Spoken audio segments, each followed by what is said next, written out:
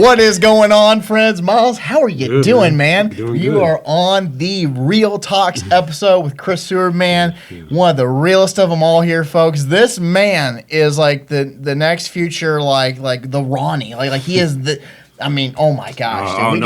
I don't know if I'm on that level yet, but we got so much to talk about today, man. Holy crap, man. Yeah. Well, first and foremost, how you doing, man? I'm doing good, Chris. Yeah. It's a new day. Yeah. Thank you for having me on your platform. For sure, brother. For sure, man. Yeah. I mean, hey, any chance to talk with, the professional bodybuilder of our friend group, the guy who is the best bowler by far in our group. I mean, that's, I mean, you hold the title, man. Yeah, I do. I sure do. That's pretty good. It's pretty good. So, we got a lot to talk about today, man. So first things first, when it comes to bodybuilding, I just kind of want you to share for people your journey, because that is not an easy journey, and especially knowing where you came from, right? Yeah.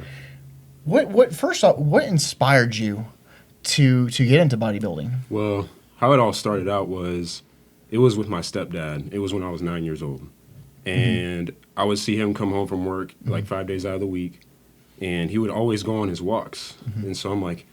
And he would change onto his workout clothes. And it's not like I obviously watch him, obviously, you know what I mean, But yeah, he would change out to his workout. He would change into his workout clothes, and then he would go on his walk.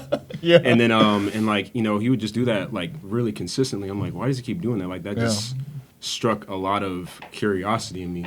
Yeah. And so one day I asked him, I'm gonna ask him, can I go on a walk with you next time? He's like, yeah, sure. So I go on a walk with him next time. Or next time, and I'm just wore out. I'm tired, and it's just man, how does he keep doing this? But I just kept showing up. Yeah. And here's the thing: it didn't even start with the weights. It just started with walking first. Really? Yeah, walking, and then as it progressed, when the walking got easy, I did the running. Yeah. And then when the running got easy, I did the lifting. And then so it just kind of. It was just kind kind of a transition. ladder. Transition. So wow. And what obsessed me with bodybuilding is that I love seeing my body change. Yeah. Whether I want to do a cut or a bulk. Yeah. Or just maintain. Yeah. So and plus I love the pump. Yeah. You can't get. I mean, I'm not even close to you. I'm not even gonna flex in this podcast. But we don't need to be flexing muscles here, man. Yeah. But no, dude. I'll tell you what though, man. I feel like the way you take care of yourself says something about you, Thanks, and yeah, man, and to be able to be at the level you are, and you're not taking steroids. Not that I'm aware. You're not taking. I'm all natural, guys. Yeah, yeah. No needles. I mean, none of that. You're doing all this, with no shortcuts. Yeah, and that says a lot about you, right, and about your character. I mean, there's no shortcuts in life. No, there's not. And so that's something pretty awesome. And I guess my question to you is, when it comes to the people in these competitions, the people you compete with every day, the people you work with, right? Yeah. What do you think is the number one quality you have to be a bodybuilder? You got to be coachable. You got to be coachable because, my coach Justin, when I was looking for a coach, I was looking for somebody that was experienced, and that knows what they're doing. Yeah. And so AKA his name is Jayhawk Fitness on Instagram. So yeah, if you're looking for a coach, Jayhawk Fitness on Instagram. Now to clarify, his name is not Jayhawk Fitness. Right, that's Fitness. his Instagram name. That's his handle. Yeah. His name is Justin Williams. Man, if you were named Jayhawk Fitness, right. Your parents must have hated you. But I learned a lot from Justin, and just as long because he if you're being guided by somebody that's paved the way and paved the path, all you gotta do is do what they tell you to do because they've gone through the terrain, and so. Yeah. As long as you're coachable and you're willing to do the work and not take shortcuts, you can be successful. Yeah, so, I love that, man. I love that. And I'll tell you what, I think it also speaks volumes because you're a personal trainer. Mm-hmm. You're a coach yourself. Yes, I am. And you got a coach, know? Yeah. I mean, you're never not going to know it all. You're never going to know it all yourself. And I think that's an important mentality to have, to be a student of life, to just always be growing and, like you said, to always be coachable. Be willing to take that criticism, right? Be willing to learn. Because, you don't want to – it's really easy to let your pride and ego get in the way. Oh, I don't need your help. I know what I'm doing. I'm like – all right, man. It's not my fault. You're still so and so pounds overweight. You still look the same like you looked like last year. So Damn. No, you kept this to your mind, right? You kept this in your head. You're not telling your client. I mean, I could, but I guess I show them some mercy here and there. Yeah, how to get fired in the first 30 minutes. Tough love. Oh man, though sometimes that works though. It's real. It's real. Yeah, sometimes that works, man. Yeah. I'll tell you that the first time I had tough love, which it was an unintentional tough love, man, because I used to be pretty chubby, and I've been injured and stuff, so I've gained a little bit of weight, but I used to be real chunky, you know. And I remember I was casted in middle school to play as Augustus Gloop in Willy Wonka. Oh, wow. Okay. And this was unintentional, but it was like, I was like, damn, like reality check. I got to get myself together. Right. I remember they had me try on like this lederhosen, right? For like, whatever the hell, it's Willy Wonka. I've never heard of that. Yeah, it's like German overalls, okay? Oh, okay. So I try this on, okay? And before I go in there, the director's telling me like, we might stuff some pillows in there, make you look like a little more plump, or something. And I come out, and I have no pillows underneath me. In front of the whole cast, he goes, you know what? Forget the pillows. Never mind. You look just perfect. Wow. And I was like, damn. Like, I was like, you didn't have to, like, ruin my childhood. Yeah. Man, he's just dissing you right there, man. I mean, bro, single-handedly ruined my 7th grade with that one comment. Man. And, man. And I won't even talk about the rest of the show. That was a tough time. Yeah, I mean, you can imagine 7th grade showing up in German overalls here, and then, because apparently we don't have budget to buy actual food, so I had to have plastic and food in front of me. Wow. And they gave me a loaf of bread that I was supposed to act like I was enjoying, right? Well, nobody just eats a loaf of bread and just acts like you're like, oh, this is so good, Yeah. And no, you do not. Literally his last night at the restaurant. Our cameraman Colson here is saying he actually actively. I love bread. Okay, but you're not eating like Wonder Bread. Like you're not like over here just like nom nom nom nom nom like the Cookie Monster. Like everyone's like dipping their bread in like the oil and stuff last night, and I was like, no, it's plain bread. So here's what happened though. The person who was responsible for this the night before just decided to leave my bread out overnight. So it turned stale on the opening night. Yeah. So here I am with my German overalls. Oh, no. And dude, I can see where this is going. Dude, I'm trying to act like I'm enjoying stale bread on stage. And I was like, damn, like this was just...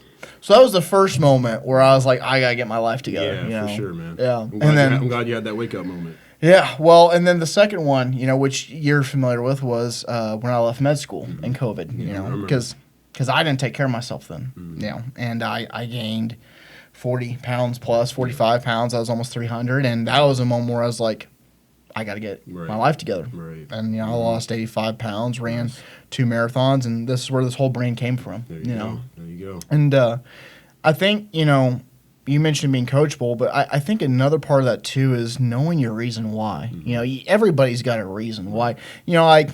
I talk about, going on marathons and things like that before, and when you go to these races, everybody's got a reason why. You don't just show up to a race and be like, oh, I just want to run 26.2 miles today, Yeah. And I feel like it's the same for bodybuilding, everybody's got a reason. Yeah, everybody's got a reason. I feel like most people do bodybuilding for attention and validation, just so they can say that they did it. Yeah. And be like, oh, I competed in this show, but like you're doing it for, how should I say it? You're doing it just so you can get a participation trophy, I guess. Yeah. Compared to the people like me, like I'm doing it because I really enjoy it and I want to see where I can go with it. Yeah. Instead of just like doing it just so I can post it on my social media for likes and shares. Well, and go ahead. No, finish your thought. You're good. I was gonna say instead of just posting it for likes and shares, but I feel like the people that actually do the work behind the scenes that matters, like doing your cardio, counting your macros, your proteins, your fats, your carbs, and then and stay in communication with your coach. Yeah. Like, that person is going to win every single time compared to the person that's posting on their social media pretending like they're putting in the work when behind the scenes, when they're off the camera, they're not doing what they need to do. Well, and I'll tell you too that I feel like a lot of times when it comes to training and going into these competitions, anyone can run a race like one time, but for the people that are committed, right? You got to have a deeper reason. You got to have roots that really, stand the test of time, that stand adversity. Because if you don't have a deep enough root, then you're gonna wither away at the first gust of wind. One of my fears, Chris, was like, I didn't want to stay the same. I wanted to keep evolving. That's like just my why. Like I just want to keep evolving. I don't want to stay the same, man. That's one of my greatest. Life is you got to keep growing. You said it's one of your biggest fears. You said. Yeah, staying the same. Yep. Yeah. And I'll tell you. For me, I think one of my biggest fears is failure itself. Because you want to keep going in life. And for me, I think when it comes to failure, you only truly fail if you stop trying. Right. And you got to keep up and got to get up and got to keep moving forward. And it's funny because what used to be one of my biggest fears has turned into one of my biggest motivators. And my whole brand, Upward and All, you can see it here on our microphones. Is about inspiring resiliency in all people to keep going. Right. When times are tough, and when you don't know what the next time, what's next. What's next in your horizon. And so for sure. I think that's really awesome. That you have turned evolution, and evolving, continuing to grow into something that's incredible. Hell, you placed first place, right? Yeah, I got my pro card. Yeah. This man got first place, and I almost forgot.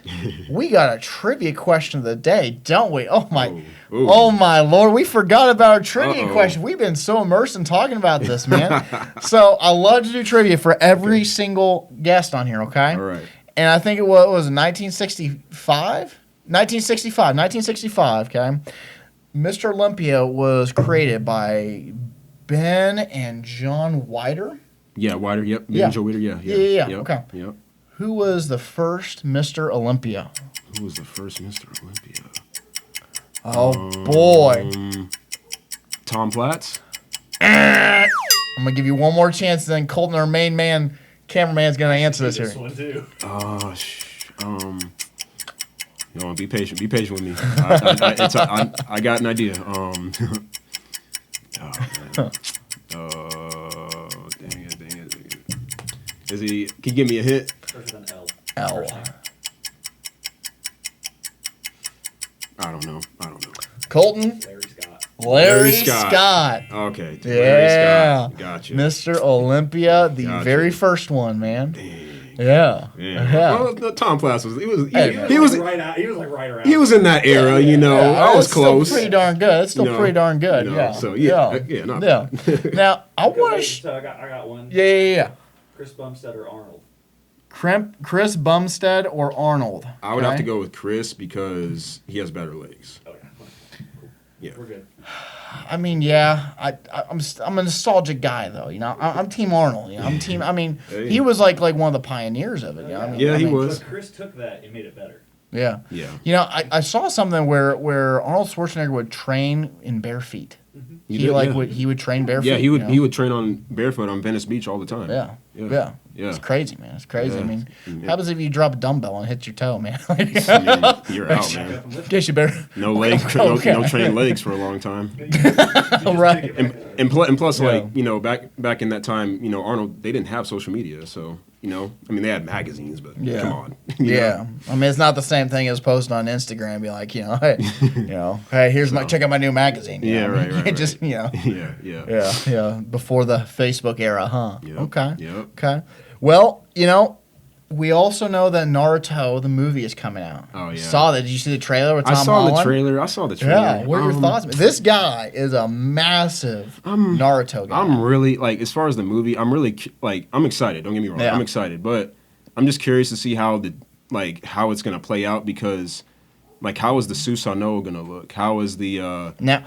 For those who don't know, what is the Susa? My bad. Let me slow down. Okay, so tell our audience here, man. So the Susanoo is basically a forbidden technique in the Uchiha clan where Sasuke Uchiha is from, and Uchiha clan is basically the strongest clan in Naruto. Okay. They have a visual prowess where it's called the Sharingan. They can copy other people's moves and enhance them pretty much. And basically the Susanoo is like this giant, like 80 foot warrior pretty much. It has a sword and shield. And it's just a force of nature. Yeah. So, Okay. So let's start from the very top. Okay. For the person that's never seen Naruto before, why should you watch Naruto? It's inspiring. It's just like Naruto. He just got bullied so much. Like when he was, when he was a lot younger in school, he didn't learn as fast as his classmates. Like I could relate to that. Yeah. When it came to like class and learning, I didn't learn as fast as my classmates. So I'm like, okay, I can relate to Naruto in that aspect. Yeah. And both of his parents passed away. Yeah. And so after that, his dad, I think it's Kimoto, his name. I forgot his name, but yeah, Kimoto, something like that. His dad sealed away the nine-tailed fox inside of him. What's a nine-tailed fox? It's basically this tailed beast. Okay. There's 10 total beasts, but I'm not gonna name them all. But the nine-tailed fox is the ninth beast of all the beasts, and it has 9 tails on the back, and it's just it just wreaked havoc on the Hidden Leaf Village and killed any and everybody in its path. Wow. And that monster is basically sealed inside of him. Wow. And a lot of people fear him too, and so it was hard for Naruto to make friends until he ran into Sasuke and Kakashi Sensei, Usopp Sensei, and Sakura. Those were the first 3 people that like accepted him for who he was. They didn't fear him. They saw him as he's a human being, and they only fear him because they know the nine-tailed fox. But we're gonna take him under our wing. I think that's something interesting. Whether or not you watch anime or not, right? Whether it's a superhero video or video movie or Naruto, right? We all go through adversity, right?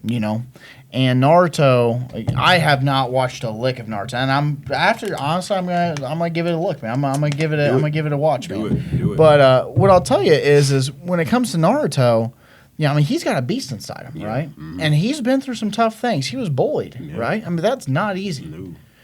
But I think the difference between a hero and a villain is what you do with what's given to you, with what you do with that adversity, right? He could have easily, I'm assuming, let that beast wreak havoc, right? He could have become a villain, right? Yeah.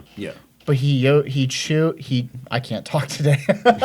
He chose to use it for good. Yeah, he chose he used it to protect people. Protect the ones he loves. Like there were so many instances and scenes in Naruto where he used that power to protect Sasuke. When Orochimaru, another person, Orochimaru. You're just like spilling these on a whim, Orochimaru, he was a villain that was after Sasuke because he wanted he wanted to use Orochimaru wanted to use him as like his new vessel because he's basically a snake and a snake sheds its skin, so it's got to find a new vessel, I guess.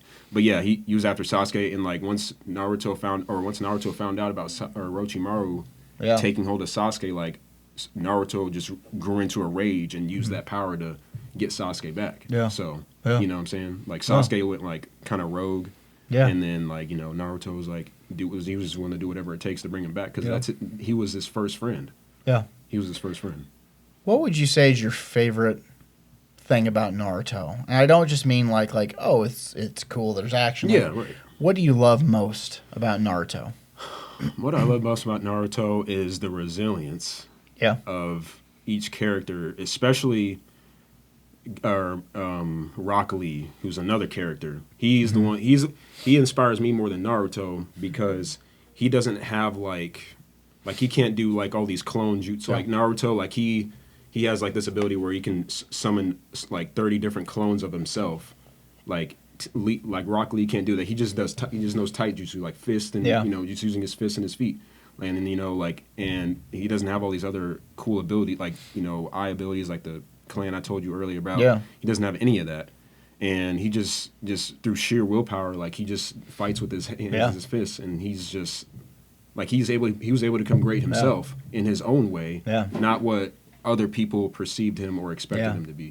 kind of a symbolic, that you make the most with what's given to you. Yeah. I mean, I don't have a raging beast inside me, at least not a literal one, maybe metaphorical, but you make do with what you got. I think that's true.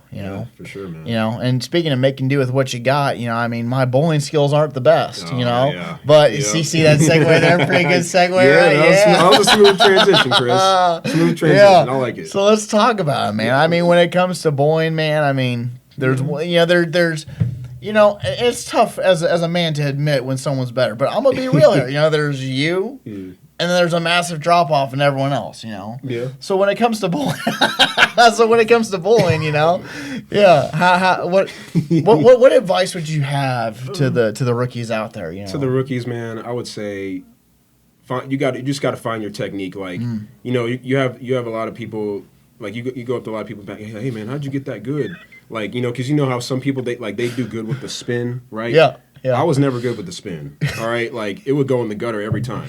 So hey, you're telling me, man. I think the lowest number I have bowled was like 24, which is averaging. That is averaging less than 3 pins. I will admit, guys, believe it or not, Chris has beaten me before. And I have. It was one time. All right, I'll admit it. I was off my game that night. All right. Hell yeah, he was off his game. I'll admit it. But yeah, like going back to just finding your way in bowling, like to get good at bowling, just find your technique. Like for me, I don't do the spin, or I just keep like I'm gonna just be practical for a second. So I keep my fist like straight. You keep the fist straight. Keep my fist straight, or keep my hand straight, and then my wrist straight as well. So that way, I'm more accurate with my release of the ball, right? Yeah. And so that way, like. That's what works for me. I like, for everybody it's different, So just find your technique, and I didn't do any YouTube videos or anything like that. It just kind of came natural. He is a natural when it comes to bowling. So that is fair. Okay. Man. So. And I feel like that can be translated to life too. For sure. In terms of finding your technique, finding your niche, being able to find your groove and stick with it, Right. Mm-hmm. To the person out there who doesn't know where their niche is, right? Whether that is, they haven't discovered bodybuilding. They haven't discovered that they're good at bowling, right? They haven't discovered upward and onward. Right. Like, to the person that doesn't know their passion, what would your advice be to that person? I would just say surround yourself around people, like find a good community of people with good intention. Excuse me, with good intentions, and see what they're about. Also do some exploring, on your own. Like, I mean, it could be anything. Like, I don't know, just like maybe like going on for just a walk, just to clear your mind. Or just because like doing that, like you can create like ideas within your head by just going on for a walk, and you'll get clearer brain fog. So. But doing something practical like that, like surround yourself around good community with good intentions, and then going on for some walks to clear your head, just so you can think more clear. And just I'll tell you, man. I think there's something that's poetic about your story, though. I mean, you went from going on a walk, to going for a run, to going for a lift, and becoming #1 in Mr. Olympia for the all natural regional programming. I mean, that's a testament. That's a testament to consistency. It's a testament to resilience. Thank you. And I just want to say to the person watching this today, if you're trying to find a place to start, if you're trying to find what to do, go for a walk. Yeah. Because you never know where that walk's going to take you. Yeah. Right. Yeah. That's where like when I started doing my walks with my stepdad, that's where it all started, really. It just everyone starts somewhere. And look where that walk's taking you, huh? That's pretty awesome, man. It's pretty cool, man. That's pretty cool. Yeah. All right, what advice would you give to the person doing bodybuilding? What is the one piece of advice you would give to that person today that's trying to be like you, man? I would say don't focus on so much of the attention, and just focus on what your coach is telling you to do. That is well experienced in the field. And that knows what they're talking about. Yeah. So that's what I would tell them. Yeah. Yep. Okay. Be coachable. Be coachable, right? Yep. Be coachable. Be consistent. Yep. Right? Discipline. Yep. And just keep moving forward, right? Yep. Yes, sir. Yeah. All right. Well, Miles, I got one last question for you, Right, and then we are approaching the end of this podcast, and I get everyone to talk about this here, okay? Yeah. Mm-hmm. When it comes to your mission, My battery's getting low. Okay. We're getting notified that we're on crunch time here, okay? When it comes to your mission, right? Yep. What is your mission in life? What's your mission statement? My mission statement is to, like, as quiet as I am, I know I don't really talk much. I don't really post on social media.